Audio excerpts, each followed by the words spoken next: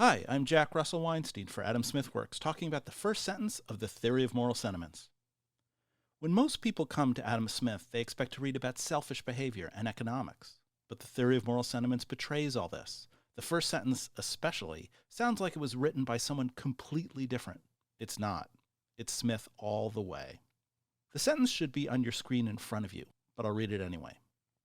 How selfish soever man may be supposed, there are evidently some principles in his nature which interest him in the fortune of others, and render their happiness necessary to him, though he derives nothing from it except the pleasure of seeing it. What this means is that we care about what happens to other people and get pleasure from their happiness. But that's just a summary. There's a lot more going on here. First of all, Smith was Newtonian. He was inspired by Isaac Newton's scientific method, so he began with natural principles, creating a system for human behavior analogous to what Newton did for objects in the heavens. And he built his theory from there. Lots of other people had similar methods. Anytime you see an 18th century book with the term treatise in the title, that means it's Newtonian. The first sentence is Smith's natural principle. He is starting from the claim that people matter to one another. And then he builds his theories of morality, economics, and politics from this standpoint. Yes, at times he does claim that people are self-interested, but self-interest isn't the same thing as being selfish. Selfishness involves caring only about yourself and ignoring what happens to others. Self-interestedness involves taking care of your own needs, sometimes first, but always out of necessity. Think about airplanes. How they tell you that if the oxygen masks are released, you are supposed to put the masks on yourself first before you help anyone, even if you have kids with you. This is self-interest. You can't help anyone if you can't breathe, so you deal with yourself first and others second. But even so, Smith never claims that people are always and only focused on themselves. He just observes that appealing to their self-interest is a sure way to get them to go along with a commercial exchange.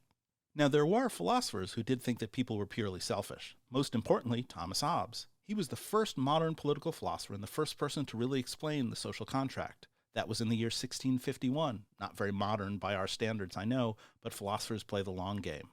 Smith did not approve of Hobbes's theory, both because he thought it was too selfish and because it was relativistic. Good for Hobbes meant anything anyone desired, and Smith would have none of it. Smith also disapproved of Bernard Mandeville's work, one of Hobbes's followers who wrote about 50 years after him. Mandeville also argued that people were selfish, and he added that vice is what drove economic development.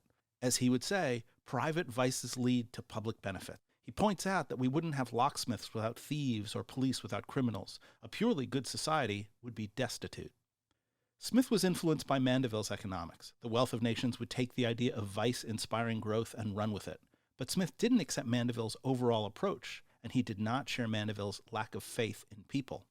This is why the first sentence starts out the way it does. Howsoever selfish man may be supposed. That's Smith calling Hobbes and Mandeville out.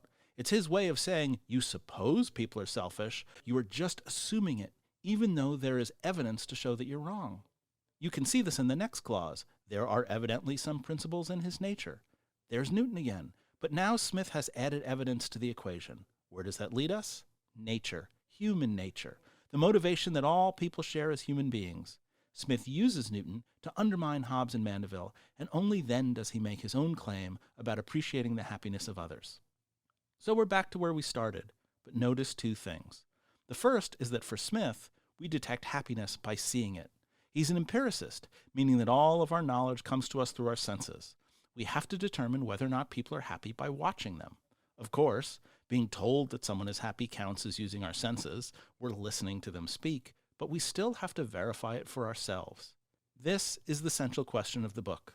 How can we determine people's emotions? How can we deduce their sentiments from just observing them? Smith's answer is that the ability is hardwired into us. He calls it sympathy, but today we would call it empathy. But developing our capacity to sympathize takes all of our attention, a well-crafted imagination, and frankly, a lifetime of effort to become really good at it. It takes him 342 pages in the Liberty Classics edition of the Theory of Moral Sentiments to go through it all, so I'm really not going to summarize the rest here.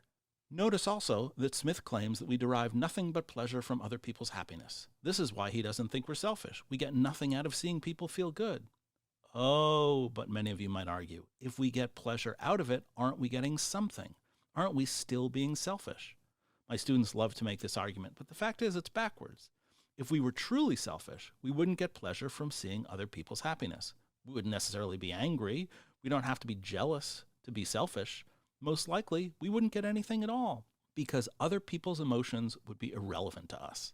The author Elie Wiesel famously remarked that the opposite of love is not hate, it's indifference. This is what he means. When you are truly selfish, you just don't care about anyone else one way or the other. We can only derive pleasure from other people's happiness because we care about them. Their necessity to us is prior to our pleasure, not the other way around. Smith never makes this argument explicit in the Theory of Moral Sentiments, but it is implicit. Human beings need one another, and because of that, we want them to be happy. If you can't accept this from Smith, all the rest of his writing is just not going to make very much sense.